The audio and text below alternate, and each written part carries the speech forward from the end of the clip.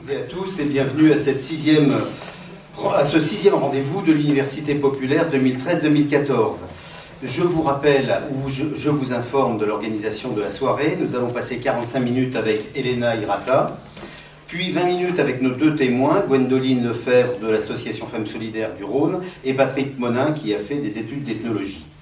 Puis, durant 30 minutes, vous aurez la parole et vous pourrez questionner, interroger Elena Hirata ou nos deux témoins qui sont ici présents. Pour cette parole qui vous est donnée dans nos soirées université populaires, vous pouvez déposer vos questions dans une petite urne qui est sur le palier. Il est trop tard maintenant. Non, on peut le faire encore ?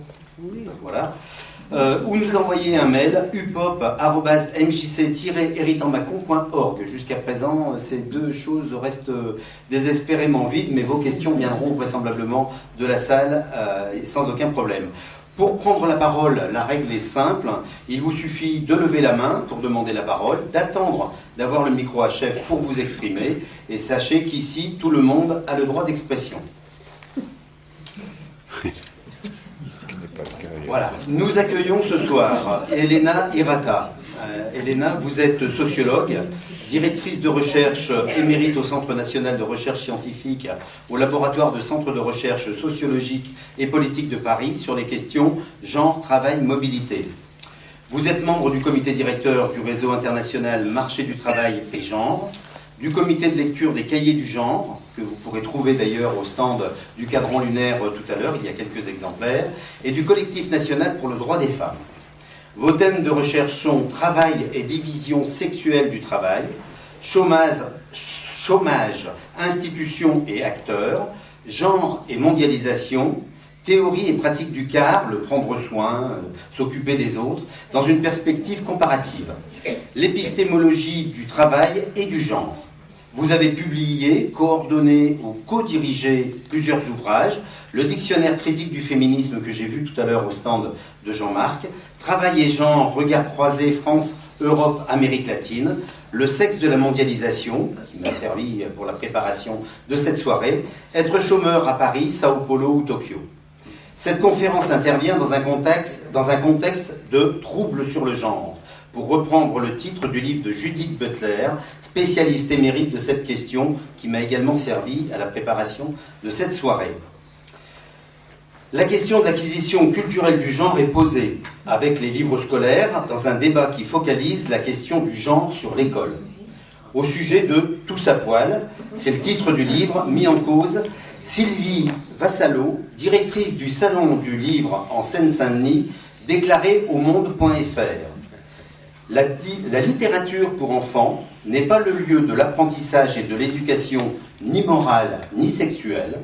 La littérature raconte des histoires. La fiction permet aux enfants de se comprendre, d'apprendre l'autre, de se confronter aux peurs qui les taraudent, d'apporter des réponses aux multiples interrogations qui les traversent. Intéressant comme éclairage. Nous essaierons ce soir de décrypter cette notion du genre et des incidences sociétales. Différents articles de presse sont sortis, soit à l'occasion de la Journée internationale des droits des femmes, ou depuis cette polémique. Sexisme, l'économie sociale et solidaire n'échappe pas à la règle. Ces articles, je les ai, si cela vous intéresse, je pourrais vous les communiquer après la conférence. Éduquer les enfants à l'égalité homme-femme, ces métiers où les hommes et les femmes font genre à part. Petit clin d'œil également au blog, un blog qui s'est créé par des femmes qui ont des mandats politiques. Et sinon, je fais de la politique. Réponse des femmes, de ces femmes, aux interpellations que la gente masculine leur fait régulièrement dans les hémicycles divers et variés de l'Assemblée nationale, du Sénat, des conseils régionaux ou généraux, ou voire même des conseils municipaux. Il y en a plusieurs, et c'est assez marrant, depuis le code, bien connu de tout le monde, à d'autres interventions. Donc c'est un petit clin d'œil à ce blog où les femmes s'expriment. Revenons à vous, Elena Hirata. Dans le livre que vous avez co-dirigé, Le sexe et la mondialisation, vous affirmez « Le genre est un organisateur clé de la mondialisation néolibérale ». Intéressant. Vous argumentez, et les auteurs avec vous, tous sociologues, historiens, anthropologues, politologues, sur le fait que la déréglementation des marchés implique des conditions plutôt défavorables aux femmes. Dans le chapitre 5, consacré aux plats cuisinés, Ce chapitre démontre de manière concrète la division complexe du travail, à la fois sexuée, ethnique, nationale et internationale. Dans toute la logique de conception, de l'agriculture, souvent effectuée en Afrique, à la récolte, en passant par la phase d'élaboration des plats, de conditionnement, de stockage, de transport et de commercialisation. La disparité homme-femme est ici démontrée et quantifiée. Vous avez personnellement analysé cette question de la femme africaine en 2003. Dans le chapitre 11, c'est une autre dimension du genre et du sexe qui est abordée.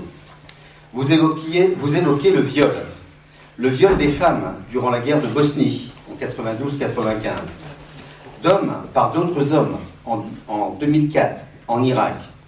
Ce type de torture a également été dénoncé par des soldats congolais violés par leurs supérieurs, hommes violés, le tabou, consultable, c'est un article consultable sur le site de Vox, l'article je l'ai ici.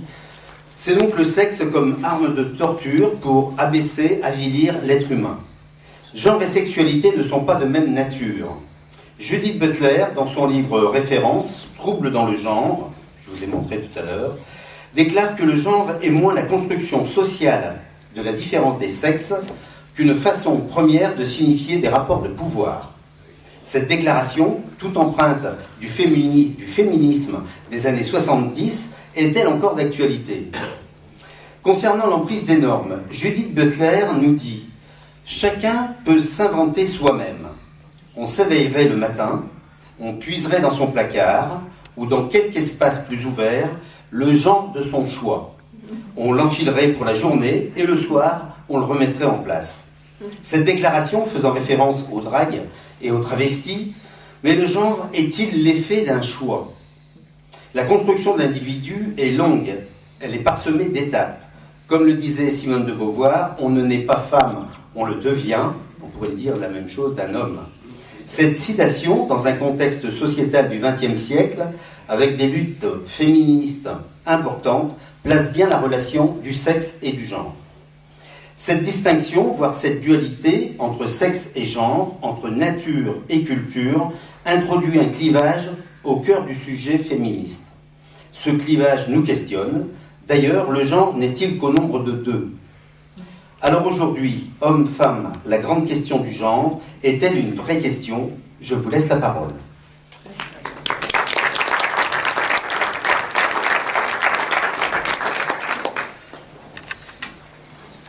Bon, je remercie beaucoup cette introduction au débat, qui est déjà une introduction au débat. Donc, bon, on aurait pu pratiquement passer directement aux échanges avec la salle.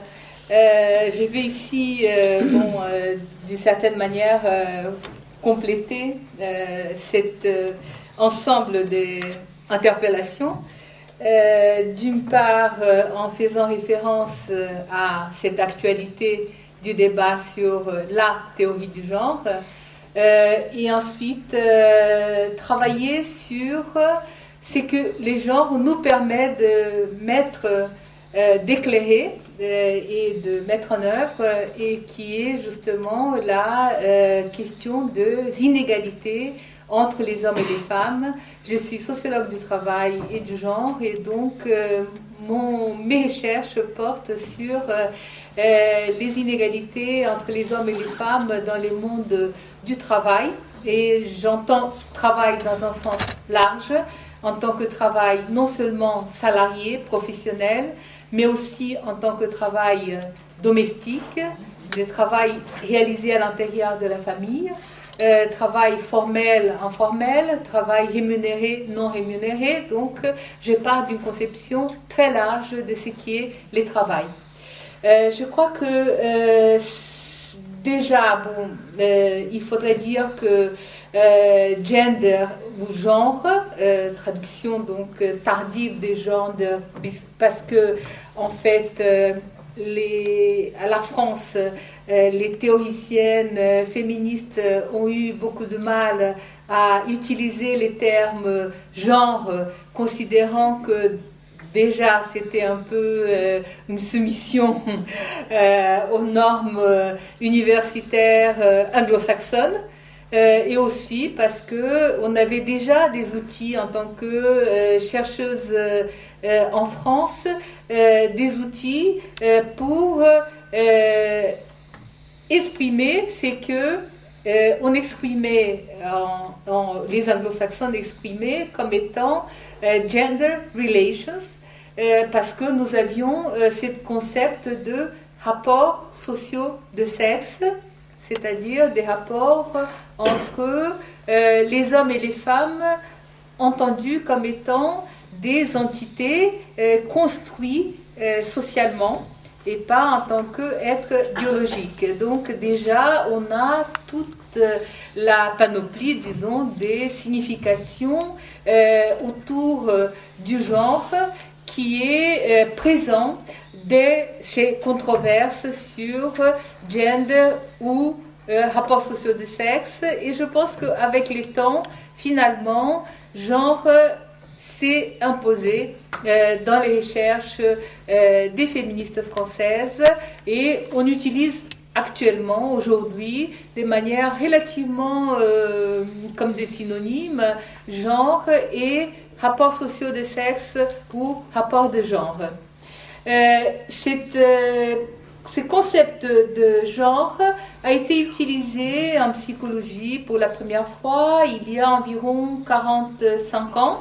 On dit que les premiers chercheurs qui ont utilisé les termes gender signifiant justement cette problématique de la construction identitaire du genre, on dit que c'était Stoller en 68 dans un ouvrage qui s'appelle Sex and Gender, donc sexe et genre, et je crois que la définition la plus claire, la plus limpide, pour moi, celle qui est les plus, disons, éclairant sur l'essence de genre aujourd'hui, c'est une définition, encore des années 60-70, d'une historienne américaine qui s'appelle Joan Scott et qui a défini les genres comme étant la construction sociale,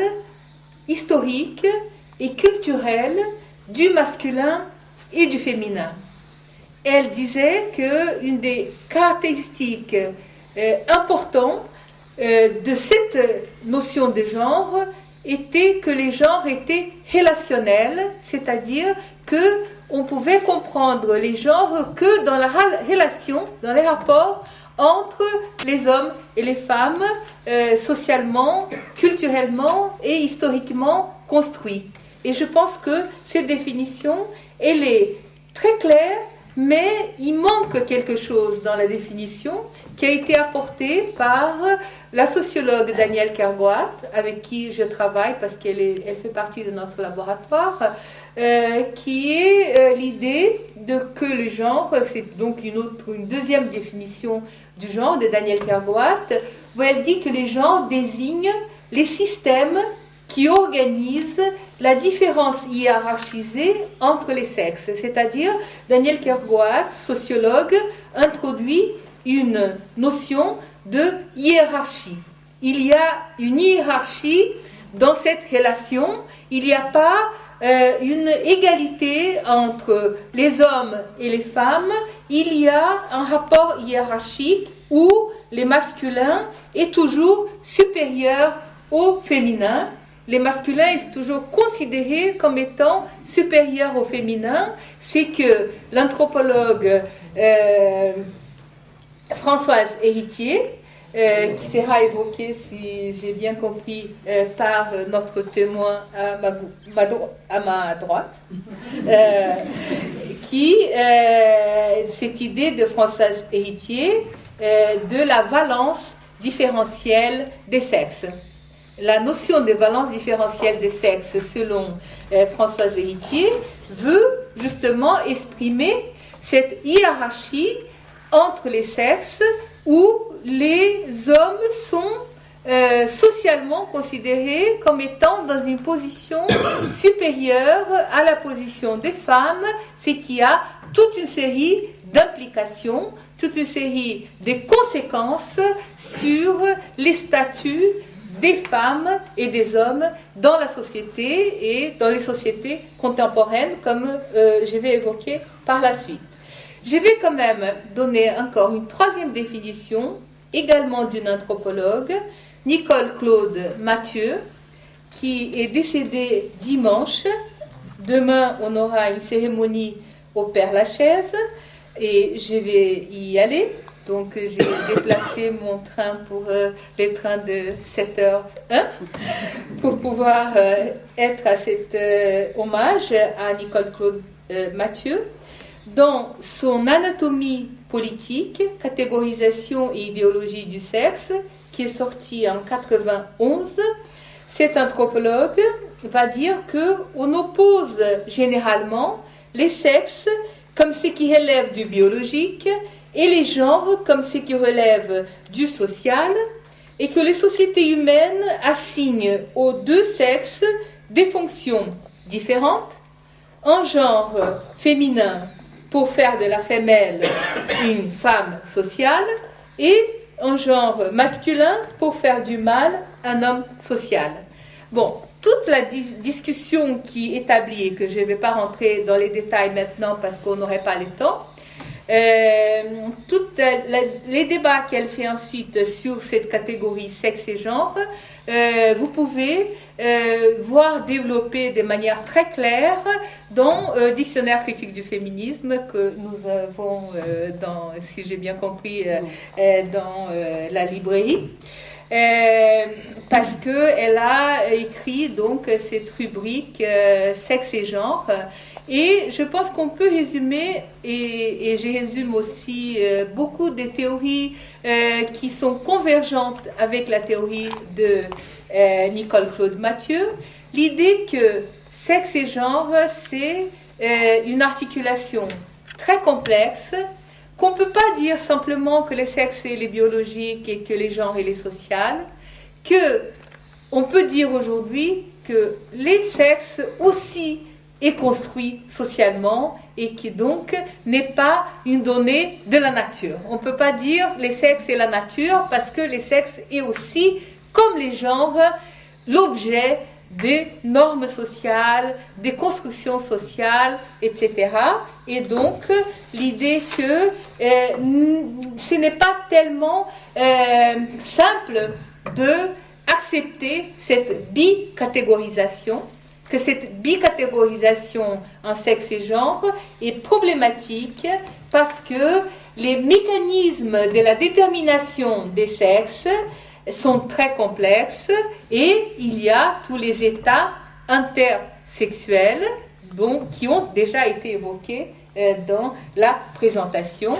Donc, la question des transsexuels, la question des drag queens qui a été évoquée, toute la question de une série de stades intermédiaires, disons, au niveau de la sexualité, qui sont très complexes, qui doivent être analysés et qui doivent être objet de notre recherche pour dépasser cette hétéronormativité qui caractérise les sociétés occidentales contemporaines. Parce que c'est sûr qu'il y a une hégémonie dans toutes les sociétés capitalistes avancées de la hétéronormativité, c'est-à-dire toutes les normes sociales sont construites de manière que c'est la hétérosexualité qui est érigée en norme et toutes les autres formes de sexualité sont mises, disons, dans la périphérie, dans les marginales, comme si ce n'était pas possible d'avoir différentes formes de sexualité, à tel point que je connais de chercheuses féministes qui travaillent justement sur ces questions des différentes formes de sexualité, qui, quand ils découvrent que son garçon, son enfant est homosexuel, se trouve dans une crise très importante parce que elles ont été complètement façonnées par l'hétéronormativité dans la société, qui fait que même si théoriquement elles vont analyser la complexité de ces différentes variations des normes sexuelles, elles n'arrivent pas à assumer pour elles-mêmes cette différence dans les cas de leur propre enfant, de leur propre progéniture, etc. Je crois que on peut affirmer contre toutes les théories et les débats actuels qu'il n'y a pas la théorie du genre, mais il y a, oui, des théories au pluriel du genre, des recherches plurielles sur les genres, dont les résultats je vais présenter par la suite. Et je pense que, comme a dit le RING, qui est un réseau d'universitaires et des chercheuses sur les genres nous aident à mettre au jour les inégalités entre les sexes, et c'est ces inégalités entre les hommes et les femmes dans les mondes du travail professionnel et domestique que je vais présenter par la suite. Je pense qu'on peut dire d'abord que les inégalités persistent en dépit de la présence croissante des femmes dans les métiers valorisés et reconnus. Aujourd'hui, il y a ce qu'on appelle la polarisation de l'emploi féminin, où il y a des femmes qui sont dans des métiers relativement valorisés, relativement bien rémunérés, les publicitaires, les avocates, les magistrates, les professeurs universitaires, les journalistes, mais ces femmes se constituent en fait encore une minorité, et une grande majorité des femmes sont dans des emplois qui sont considérés féminisés, féminins, et qui sont des emplois qui sont proches de ce qu'elles font au niveau du travail domestique, au sein de la famille, et qui donc sont des professions liées à l'éducation, des professions liées à la santé, et qui donc au service d'une manière générale, les rapports, disons, de service par rapport aux enfants, par rapport aux malades, par rapport aux personnes âgées, etc. Et donc, en dépit de cet grand investissement des femmes sur les marchés du travail aujourd'hui, il y a encore une grande majorité des femmes qui se trouvent dans des conditions d'emploi très inégales par rapport aux hommes. Je pense qu'il faut mettre en avant surtout et souligner les paradoxes de l'inégalité entre les hommes et les femmes. En quoi consistent ces paradoxes? C'est que d'abord, on constate au niveau des recherches en sciences sociales que les positions des hommes et des femmes dans la hiérarchie sociale n'est pas la même dans les sociétés contemporaines, ni dans la répartition du travail domestique, ni dans la hiérarchie professionnelle, ni dans la représentation politique. Je pense que je n'ai pas besoin de donner des chiffres précis. Vous savez que la situation dans ces trois domaines, dans l'univers domestique, dans l'univers professionnel et dans l'espace du politique, il n'y a pas égalité des représentations des hommes et des femmes. Les paradoxes que je vois, c'est que, en fait, il y a un principe hiérarchique qui veut que les hommes ou que les travails masculins soient plus valorisés et mieux rémunérés. Et cette valeur supérieure du travail masculin persiste en dépit du fait que les femmes ont des niveaux plus importants d'éducation que ceux des hommes à presque tous les niveaux et pratiquement dans presque tous les pays industrialisés. Par exemple, aujourd'hui en France, aussi bien au niveau du deuxième cycle, du secondaire, qu'au niveau de l'éducation supérieure, des diplômes supérieurs, les femmes sont majoritaires par rapport aux hommes. Et cette situation est similaire dans différents autres pays du monde, dans pratiquement tous les autres pays du monde, des pays aussi différents que les Japon ou les Brésil, deux pays sur lesquels je mène mes comparaisons internationales du travail, de l'entreprise, du chômage et aujourd'hui du travail de care, donc du prendre soin notamment des personnes âgées, aussi bien dans les EHPAD que à domicile. Or, les paradoxes que je vois, c'est que si les femmes sont mieux formées et sont plus diplômées, et je crois que Estable et Baudelot sont deux sociologues qui ont beaucoup écrit sur cette supériorité dans l'éducation des filles par rapport aux garçons, ce qu'on voit, c'est que les hommes continuent, en dépit de cette différence, cette supériorité au niveau de l'éducation, continuent à avoir des meilleurs salaires et des meilleures positions dans l'univers professionnel.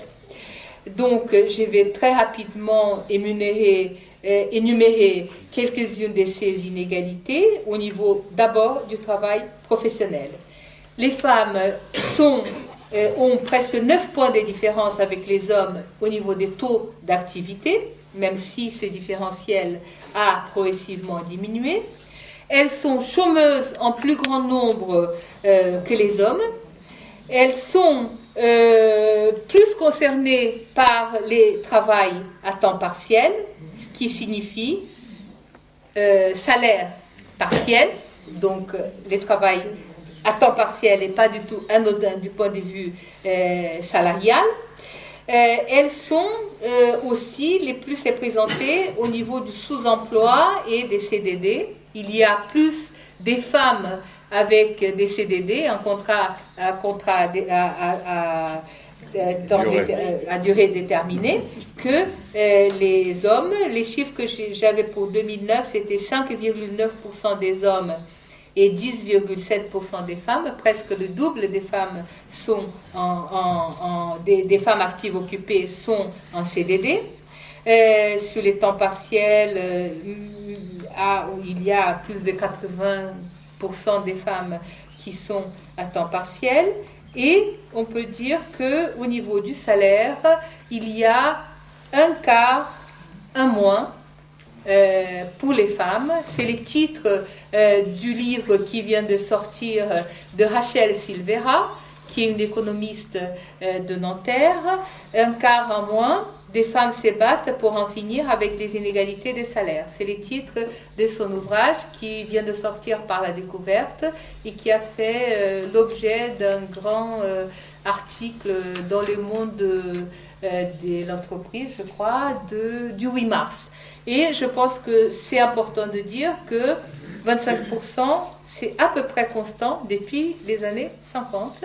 Mais il y a justement 60-70 ans, il y avait un décalage beaucoup plus grand puisque les femmes avaient 50% de moins et pas 25% de moins des salaires que les hommes. Cette situation continue d'actualité dans des pays comme Chypre, la Corée ou le Japon, où aujourd'hui au Japon, les femmes gagnent 50% de ce qui gagnent les hommes au niveau du salaire. Si un homme gagne 1000 yens par mois, les femmes gagnent 500 yens par mois. Au Brésil, cette différence est moins prononcée, mais plus forte qu'en France, puisque les femmes gagnent à peu près 35% de moins que les hommes, c'est-à-dire si un homme gagne 1000 reais, la femme gagne 650 reais. C'est mieux qu'au Japon, mais pire qu'en France. Du point de vue des raisons pour expliquer cet écart, je vais les laisser pour les débats parce que sinon je ne pourrais pas compléter cette présentation sur les inégalités dans le monde du travail. Je pense qu'il faut dire que par rapport à la retraite, il y a un très très fort écart qui est lié surtout à la discontinuité dans la vie professionnelle due à la maternité, due à la grossesse et due au temps partiel qui fait aussi a des conséquences sur la retraite, on peut dire que même si l'écart s'est réduit dans les dernières années, il y a encore 42% de différence entre les femmes et les hommes, c'est-à-dire en 2011, la pension moyenne de droit direct des femmes ne représente que 58% de celle des hommes, selon les données de Christiane Marty, qui est une chercheuse qui est à Attaque et qui a donc fait récemment un grand travail sur la retraite au féminin. Et je pense que c'est toujours étonnant et très impressionnant les chiffres qui montrent les inégalités entre les hommes et les femmes au niveau des salaires. Parce que, par exemple, parmi les personnes parties en retraite en 2004, les femmes avaient tout compris 20 trimestres de moins que les hommes, c'est-à-dire 5 annuités de moins. C'est énorme comme différence entre les hommes et les femmes. Quant à la division sexuelle du travail domestique, merci, il y a des changements, mais ils sont beaucoup plus lents encore que dans les travails professionnels des femmes. Probablement parce qu'il y a les poids de l'idéologie patriarcale, de la culture machiste, mais aussi il y a des stéréotypes et des modèles qui ont la vie longue et dure. Par exemple, les modèles maternels et l'envie peut-être inconsciente de reproduire ou de réexpérimenter ces rapports de dépendance mère-fils qui fait que un homme peut dire ma mère faisait des 4 quarts pour les goûter, ou ma mère ouvrait la porte quand j'arrivais de l'école, ou toi tu n'es jamais là, ou tu ne fais pas des 4 quarts, ou j'ai déjà entendu d'un compagne que j'ai eu dans les passés, tu arrives très souvent après moi, comme si c'était une reproche, parce que sa mère travaillait pas à l'extérieur, elle travaillait que à la maison, et elle était toujours là quand il arrivait de l'école ou plus après de l'université et après du travail professionnel, tandis que donc il est resté quelque chose qui faisait que pour lui c'était un choc de voir que sa compagne arrivait après lui et pas avant lui, ou qu'elle n'était pas là pour les recevoir, et idéalement avec un 4 quarts fait maison. Évidemment. L'attribution du travail domestique aux femmes est restée intacte dans toutes les régions du monde, et je crois qu'on peut dire que les chiffres sont assez parlants. Les enquêtes du temps montrent que 80% du travail domestique est réalisé par les femmes. Les cœurs du travail domestique est réalisé par les femmes et pas par les hommes.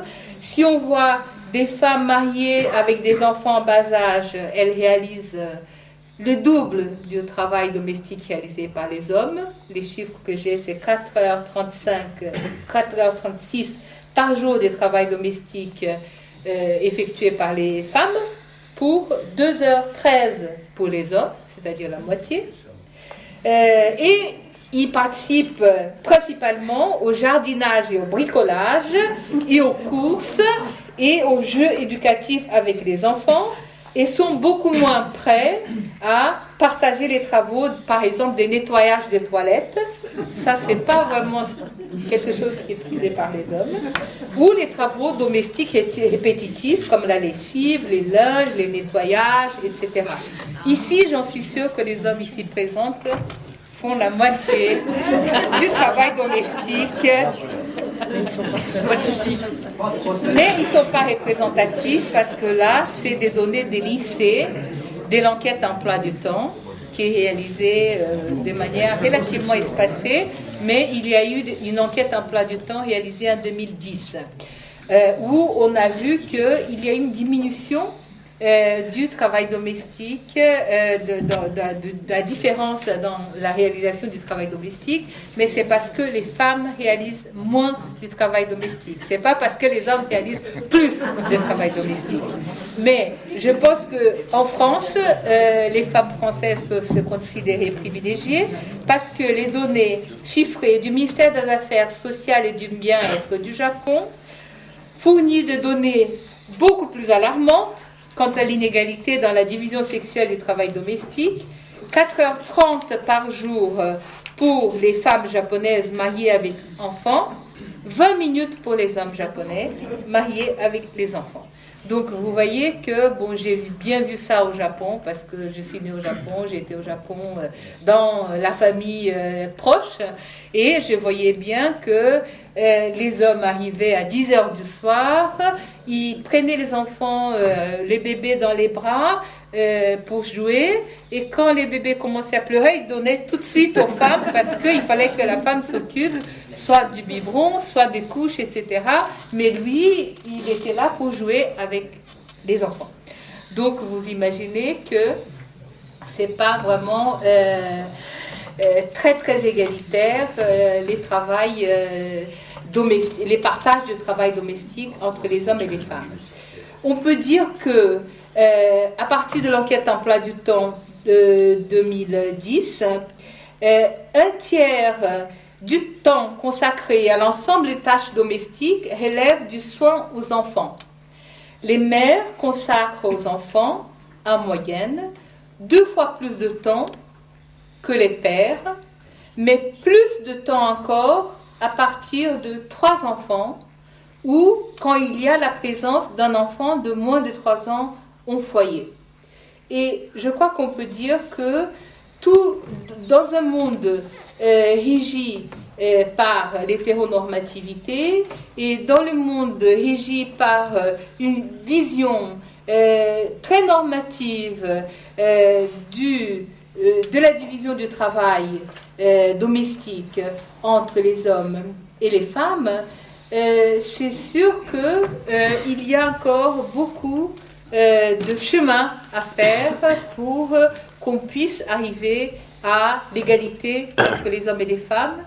Et une hypothèse que j'ai faite, et c'est une profonde conviction, c'est que je pense que pour plus qu'il y ait des différentes normes et des différentes politiques d'égalité professionnelle qui est prônée par les ministères des droits des femmes, par les différents prix créés dans les entreprises, etc. Cette égalité professionnelle ne sera jamais conquise s'il n'y a pas une égalité dans la division du travail domestique et familial. Et le problème, c'est que cette division du travail domestique et familial, c'est pas à des coups de loi pour l'égalité professionnelle qu'on va conquérir. C'est beaucoup plus compliqué, notamment parce que le problème de l'affect est en plein dans cette division et qu'on dit que les femmes réalisent le travail domestique par amour aux hommes, aux maris, aux compagnes, aux enfants, etc. Et je me demande toujours comment est-ce que les hommes démontrent leur amour à leurs enfants, à leurs femmes, etc. Parce qu'eux, ils ne réalisent pas le travail domestique. Et avant, on disait non, mais les hommes sont des pourvoyeurs, ils travaillent, ils gagnent leur salaire pour amener à la maison. Mais notamment en France, depuis très très longtemps, il n'y a plus ces modèles de l'homme pourvoyeur et de la femme au foyer. Cette division traditionnelle du travail domestique n'existe plus. Et depuis longtemps, les femmes travaillent à l'extérieur, elles ont une activité professionnelle, les ménages à 2 revenus, c'est majoritaire en France, actuellement. Donc, on ne peut pas dire que les hommes démontrent leur amour en apportant les salaires pour que les femmes puissent s'en servir, etc. Je pense que ce n'est pas du tout cette situation qui prévaut. Et donc, je crois que là, il y a un vrai travail à faire, et ce travail est aussi à faire au niveau éducatif, au niveau de l'école primaire, maternelle, au niveau du secondaire, au niveau des grandes écoles.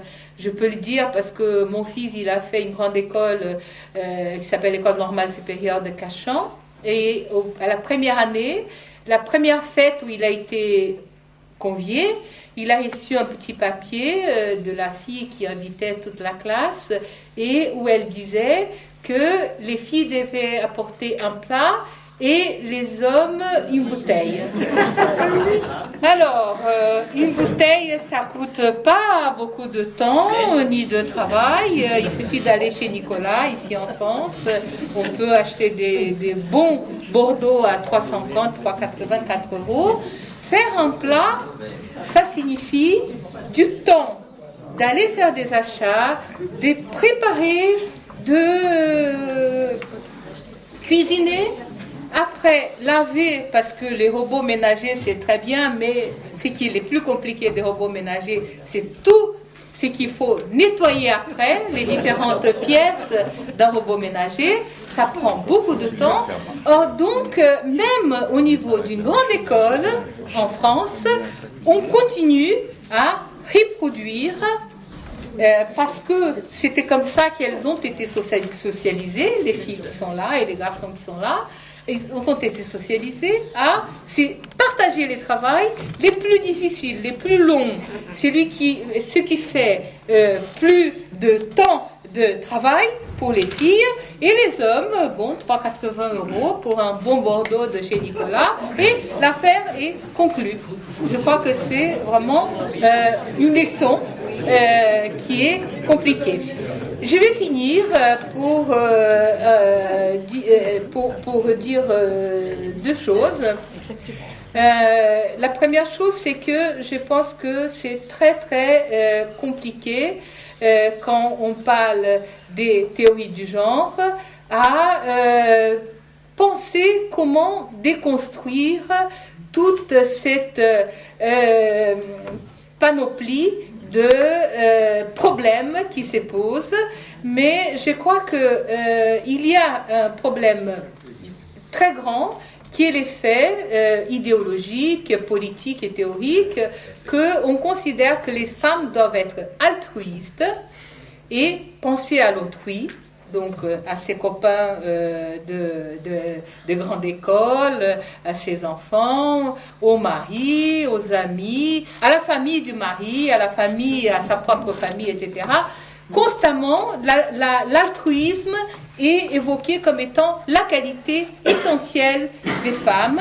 Et les hommes, ils peuvent être égoïstes, c'est pas un défaut, parce que bon, des hommes qui vont dans leur bureau, qui ferment la porte pour travailler, personne considère que c'est quelque chose de discutable ou quelque chose de critiquable, tandis que des femmes qui vont dire bon, aujourd'hui je cuisine pas, aujourd'hui je fais pas mes 4 quarts, aujourd'hui je vais pas nettoyer la maison, mais je vais m'enfermer parce que je dois finir ma thèse, je dois finir mon bouquin, c'est très mal vu parce que on considère que les femmes ne devaient pas être si égoïstes et penser à elles-mêmes, à son œuvre, à son travail, et ça contredit complètement cette idée de Virginia Woolf que les femmes, pour créer, pour avoir une œuvre, doivent avoir de l'argent et une chambre à soi.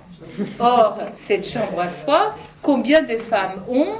Et on voit aujourd'hui, même aujourd'hui, au XXIe siècle, la différence en quantité des hommes qui produisent, des hommes qui écrivent des bouquins, des hommes qui sont des grands théoriciens dans toutes les disciplines, et les femmes qui, quand même, consacrent beaucoup de leur temps, même au XXIe siècle, à faire pour autrui. Je n'aurai pas le temps de vous présenter ma recherche actuelle sur les travails du care, mais on voit dans l'analyse du travail du care que c'est les femmes aides-soignantes, infirmières, les assistants de vie sociale, les aides à domicile et les femmes qui sont des aidants familiales qui restent complètement au service de l'autrui et que ça, c'est possible que les femmes,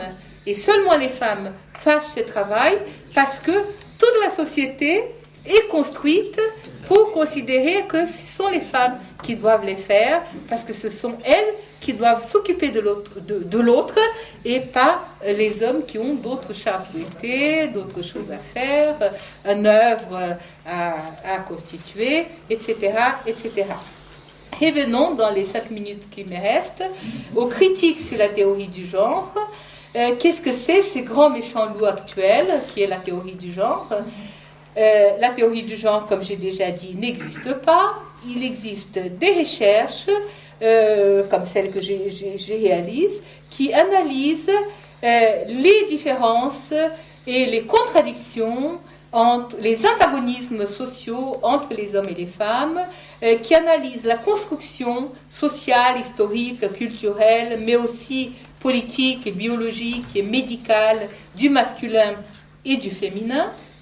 Il n'a jamais été question de transformer les filles en garçons et des garçons en filles, comme c'est complet à dire dans certains milieux aujourd'hui qui critiquent donc cette théorie du genre.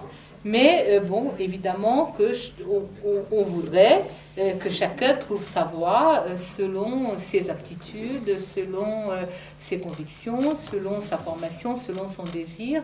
Et je pense qu'un débat comme les débats qui nous a été préparés et organisés aujourd'hui peut être un puissant facteur de échange et de, je ne dis pas changement de mentalité parce que ce n'est pas les mots que j'utilise en général en tant que sociologue, mais ça peut contribuer au moins pour qu'il y ait plus d'éclairage et d'informations et des éléments pour qu'on puisse avancer dans les débats au-delà de tous les stéréotypes et au-delà de toutes les figures, disons, construites et qui sont véhiculées actuellement contre les féminismes, contre les chercheuses qui essayent de penser cette différence et ces contradictions entre les hommes et les femmes, et entre les femmes, entre les hommes, parce que comme vous avez dit au début, on n'aimait pas femme, on devient, et on n'aimait pas homme non plus, on les devient. Merci beaucoup.